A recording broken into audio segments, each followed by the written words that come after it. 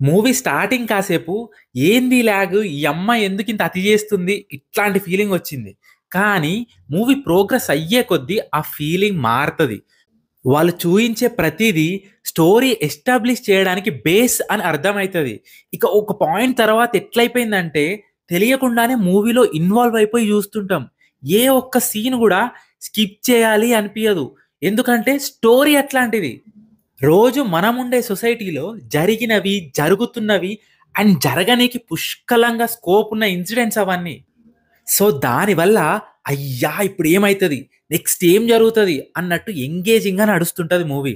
Especially interval ట్విస్ట్‌కి ఒక half an hour ముందు నుండి క్లైమాక్స్ వరకు ఆల్‌మోస్ట్ అట్లే ఉంటది మూవీ. ఇంకో best part of the movie ఏంటంటే, స్టార్టింగ్ కాసేపు వదిలేస్తే, తర్వాత ఎక్కడ గూడా పెద్ద లాగ్ ఉండదు మూవీ. కంటెంటే నడుస్తుంటది.